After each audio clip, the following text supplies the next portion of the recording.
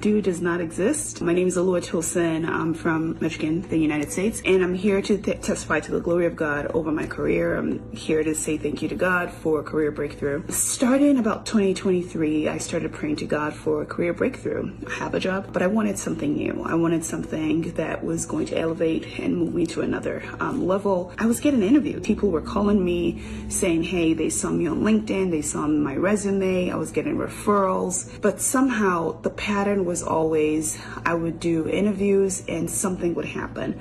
Or I would be the top runner up, or like the second person. I'd get to the last stage, and all of a sudden you'd start hearing things like, it's either they scrapped the position and they're no longer hiring for it anymore, or they'd say, oh, we chose someone else, or there'd just be nothing. Sometimes it was just nothing. But these are opportunities where they seek me out. I've had opportunities for CEO positions, executive offices, and these are executive level positions where they would come looking for me. They'd say to me, hey, we got your information from this person and you come very highly recommended, and they'd be so engaged. And all of a sudden it'd just be dead silence, or the one that completely blew my mind, we got to the very final stage and they said, we had to go back, and now we're deciding to just completely scrap the position. We're not doing this. You don't scrap a position. It's a key position within the organization. You don't scrap a position like that. So I started to see a pattern. I started to see a pattern of failure right at the edge of success,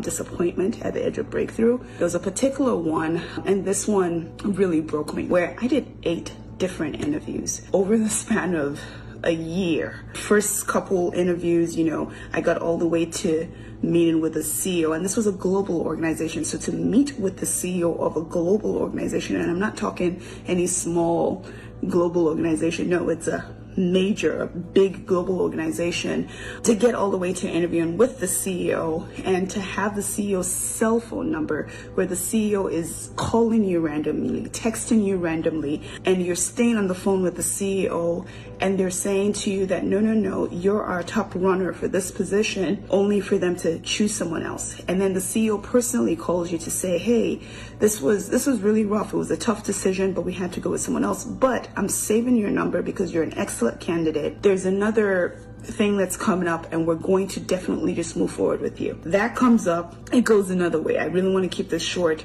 but it ends up going another way. It was sometime in October of last year, and I said to God, the next job that I'm going to get, I'm not going to do one single interview, because at this point I can't even count, and I'm not going to negotiate. Pastor Jerry always say, you're preferred, you've been chosen. Whether you have it or you do not have it, the mantle of the chosen, there might be many people looking for what you are looking for,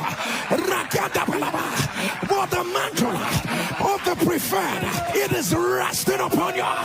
One that always sticks to me is, because of my age, because of my experience, I would always hold on to it when Pastor Jerry says, a child will rule them. The Lord just gave me this word from the scripture, for a child shall be their king. In December of last year, I get a random call from an associate within the government in Michigan, and all of a sudden, they're selling the government to me. They're selling their organization to me and saying, hey, it'd be great to work with us. You'd have all of these benefits. We do this. It's a wonderful system. It's a wonderful place to be. And it took me a minute, and I finally realized that they were trying to tell me to come and work with them. They were offering me a job. And I said to them, okay, after the whole conversation, at this point, my mind is blown. After the entire conversation, I said, okay, well, what do you need from me? Do you need me to fill out an application? And they just said to me, no, we just need you to sleep on it and give us a yes or a no. And of course, I was so excited. Like, this is my answered prayers. I said to God that my next job, I don't want to interview. I don't want anything. And I don't want to negotiate. Pastor Jerry will say, how would you shout your shout? I shouted my shout. I rolled on the floor. I sang my song. I danced. I praised. There was nothing I didn't do. They set the salary, and it wasn't what I had written down in my prayers. So I just accepted. I accepted what they offered me. And finally, they came back to me and they said, we reviewed your qualifications. We reviewed everything. And we don't think that that's enough. What I wrote down is what they came back to offer me. And you can't tell me that God did not have a hand in this, because it's what I wrote down. What I was too afraid to negotiate, that's what they came back. I did my fingerprinting, I did everything that I needed to do, And I said to them, like, I don't know where am I supposed to report to on my first day of work? What building? Where am I going to be working out of? And the HR lady looked at me. She goes, oh yeah, that's really easy to figure out. I just need to figure out what building they gave you access to, because you only have access to the building that you work in.